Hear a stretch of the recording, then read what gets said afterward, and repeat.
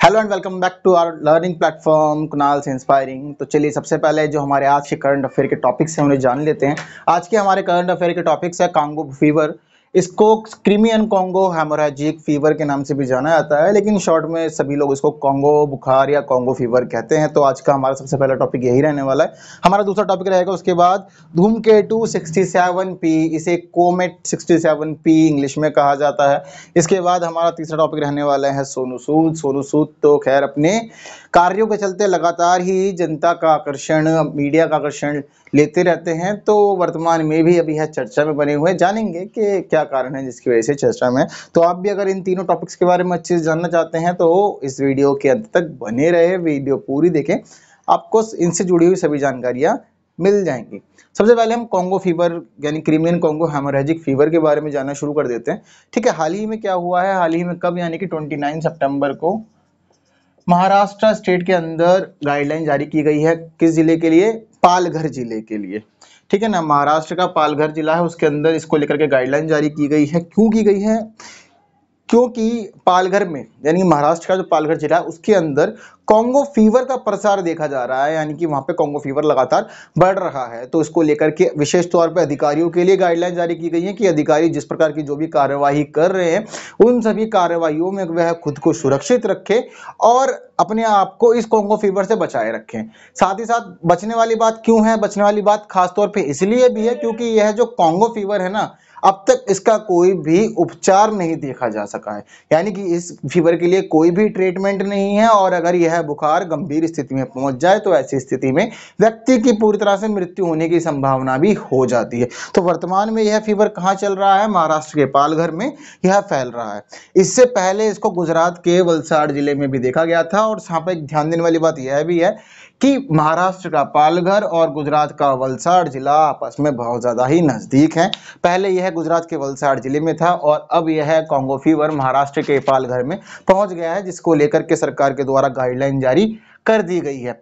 ठीक है, साथ ही साथ गवर्नमेंट ने एक चीज यहाँ पे यह भी क्लियर की है और जो हमारे डॉक्टर्स वगैरह हैं उनके द्वारा भी यह माना जाता है कि यह जो कॉन्गो फीवर है यह मुख्य रूप से मवेशी प्रजनकों, मांस विक्रेताओं और पशुपालक में देखा जाता है। यानी कि जिन लोगों का जानवरों से प्रत्यक्ष रूप से संबंध होता है उन लोगों में यह कॉन्गो फीवर ज्यादा देखा जाता है। और साथ ही साथ यहाँ पर यह भी बताया गया है कि यह जो कॉन्गो फीवर है यह मुख्य रूप से जानवरों में ही होता है। जानवरों में कैसे होता है? जानवरों में ये विशेष एक खास तरह की टीक होती है, उस टीक की वजह से यह जो वायरस है, यह जो फीवर है, यह उनके अंदर पहुंच जाता है। और उनके अंदर पहुंचने के बाद क्या होता है? यह ट्रांजिशन होता है, एक जानवर से दूसरे जानवर में यह बुखार फिर ट्रांसफर होना शुरू कर देता है। उसके बाद धीरे धीरे इसकी संख्या फैल जाती है। जो टीक होती है, टीक के ऊपर एक ना वायरस लगा होता है, जो आप थंबनेल देख रहे हैं ना, थंबनेल के ऊपर एक कीड़ा टाइप बना हुआ था, जो वह ही इसका वायरस है। ठीक है, तो क्या होता है जब टीक की लकड़ी के संपर्क में जो भी जानवर आता है तो ऐसी स्थिति में वह वायरस टीक से उठ करके इन जानवरों पे आ जाता है और उसके बाद धीरे धीरे यह जानवर से जानवर में ट्रांसफर होता रहता है।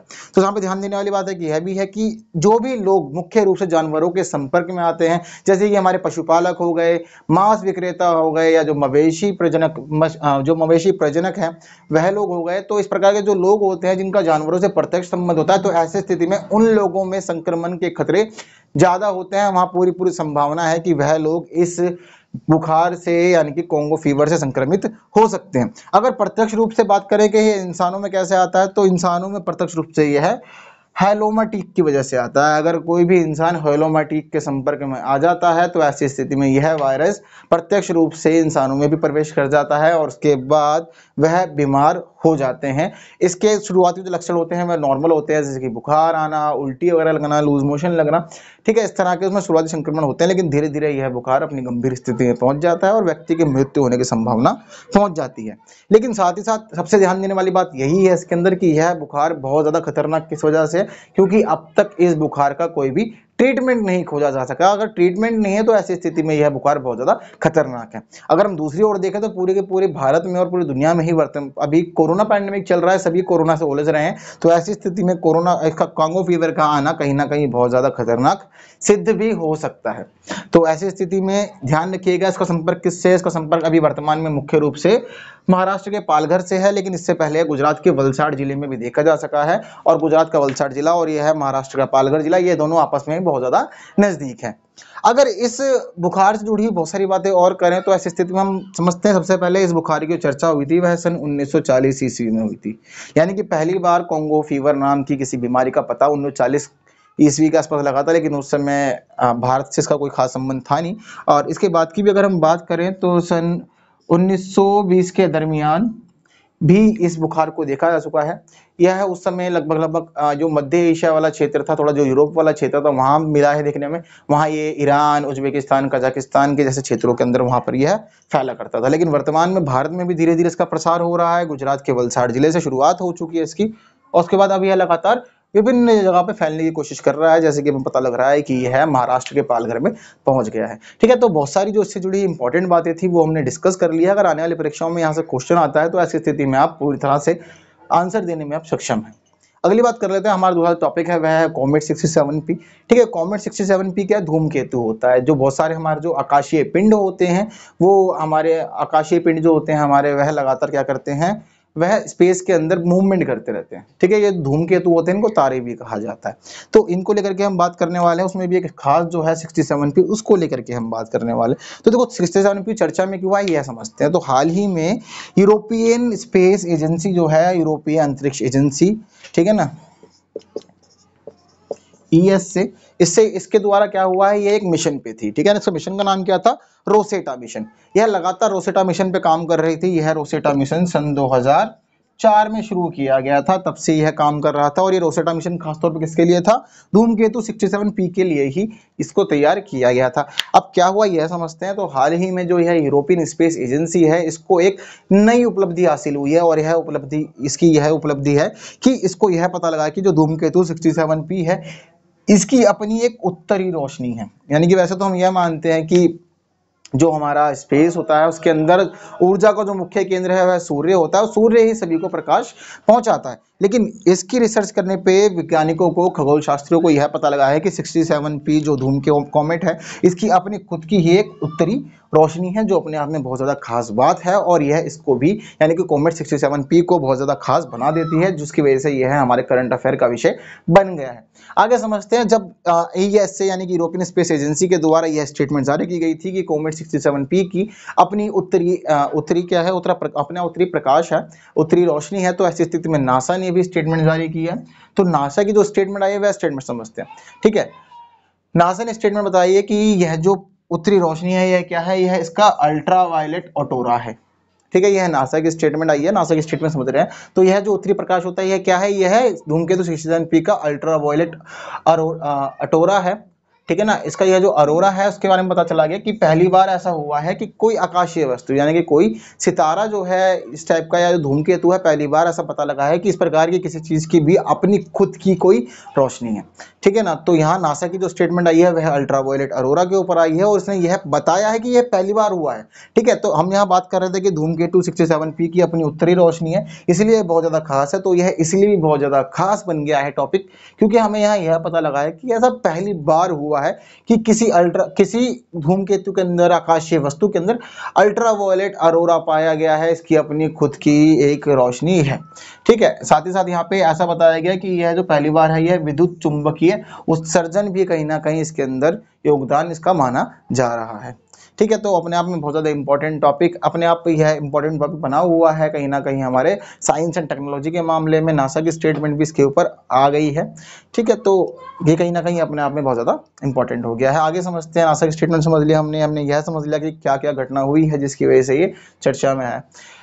अगर हम अपने स्पेस को समझे, जो हमारी आकाशगंगा है या जो हमारा सौरमंडल बना हुआ है, सौरमंडल के बारे में समझते हैं। तो हमारा जो सौरमंडल है उससे हमें यह पता लगता है कि अब तक केवल बृहस्पति और बृहस्पति का अपना जो चंद्रमा है वो, शनि ग्रह, यूरेनस, नेपच्यून और मंगल, मुख्य रूप से यह वैसे अगर माने तो 6 ग्रह हैं, लेकिन 6 में क्या है, बृहस्पति का अपना उपग्रह है, इसका जो अपना चंद्रमा है। तो 5 मुख्य ग्रह हैं, बृहस्पति का अपना एक उपग्रह है। तो अब तक केवल सौरमंडल में यह पाया गया कि केवल यही ग्रह हैं जिनके अंदर इस प्रकार की गतिविधि पाई गई है, यानी कि जिनका अपना ध्रुवीय प्रकाश पाया गया है या उत्तरी रोशनी पाई गई। इसको उत्तरी रोशनी, उत्तरी या दक्षिणी रोशनी, या फिर इसके अलावा ध्रुवीय प्रकाश के नाम से भी जाना जाता है।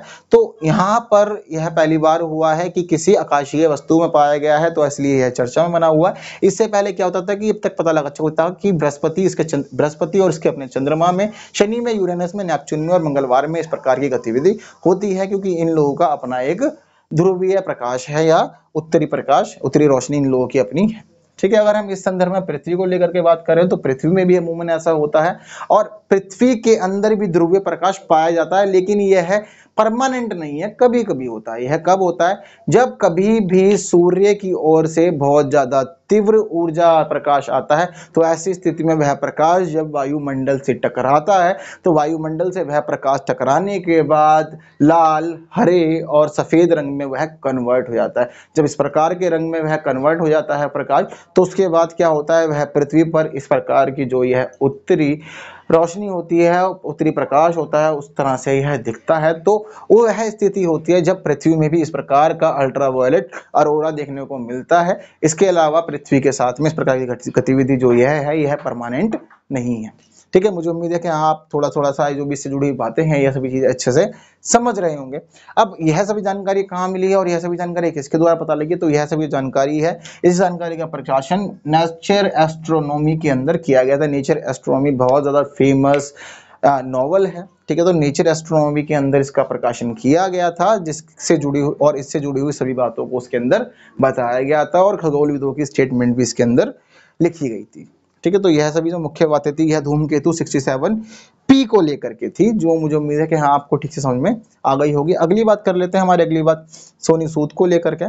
ठीक है, सोनू सूद वैसे तो देखो हमेशा चर्चा में रहते हैं और जब से लॉकडाउन वगैरह हुआ है तो उन्होंने जिस प्रकार के सराहनीय काम लॉकडाउन के दरमियान किए हैं, उससे वह और ज्यादा चर्चा बन गए हैं। तो हाल ही में क्या हुआ यह समझते हैं। सोनू सूद को यूएनडीपी क्या है, यूनाइटेड नेशन डेवलपमेंट प्रोग्राम होता है, ठीक है ना। तो यूएनडीपी के द्वारा क्या किया गया है, SDG special humanitarian action award से सम्मानित किया गया है। तो सोनू सूद को अवार्ड मिला है, अवार्ड का नाम क्या है, SDG special humanitarian action award. यह अवार्ड उन लोगों को दिया जाता है जो मानवता के लिए या मानवता के विकास के क्षेत्र में, उनकी रक्षा के क्षेत्र में महत्वपूर्ण काम करते हैं। तो सोनू सूद ने जिस प्रकार के काम अपने लॉकडाउन में किए थे, जैसे कि प्रवासियों को उनके घर पहुंचाना, उनके लिए वाहनों की व्यवस्था करना, खाने पीने की व्यवस्था करना, विद्यार्थियों के लिए शिक्षा की व्यवस्था करना, तो इस प्रकार के बहुत सारे काम किए थे। उन्होंने लोगों को रोजगार देने की बात भी कही थी। तो जिस प्रकार की उनकी स्टेटमेंट आई थी, उनके काम हुए थे, तो उसकी वजह से वे केवल भारत में ही नहीं बल्कि पूरे वर्ल्ड लेवल पे बहुत ज्यादा फेमस हो गए। उन्होंने बहुत ज्यादा महत्वपूर्ण काम किए हैं, जिसकी वजह से उन्हें SDG special humanitarian action award से सम्मानित किया गया। साथ ही साथ जो सोनू सूद है, सोनू सूद ने सन 2030 तक एसडीजी के लक्ष्य प्राप्त करने के लिए भी अपनी स्टेटमेंट जारी की है कि वह एसडीजी के जो लक्ष्य हैं उनको 2030 तक हासिल करने में अपना पूरा योगदान देंगे, पूरा सहयोग करेंगे। साथ ही साथ उन्होंने इसके द्वारा किए जा रहे कामों की भी बहुत ज़्यादा सराहना की है। तो इन स्थितियों के अंदर सोनू सूद को इस अवार्ड से सम्मानित किया गया है, जो अपने आप में बहुत ज़्यादा इंपॉर्टेंट बन गया है। यहाँ से अगर प्रश्न आता है तो आपको हमेशा ध्यान रखना है कि सन 2020 में यूएनडीपी का SDG special humanitarian action award किसे दिया गया था, सोनू सूद को दिया गया था। ठीक है, अगर बॉलीवुड को लेकर के बात करें तो सोनू सूद से पहले केवल प्रियंका चोपड़ा अब तक ऐसी एक अभिनेत्री रही हैं जिनको इस अवार्ड से पहले सम्मानित किया जा चुका है। तो प्रियंका चोपड़ा को भी SDG special humanitarian action award दिया गया था पहले। ठीक है, तो यह इससे जुड़ी महत्वपूर्ण बात थी। तो सोनू सूद इसलिए चर्चा में आए हैं और सोनू सूद को यह अवार्ड दिया गया है।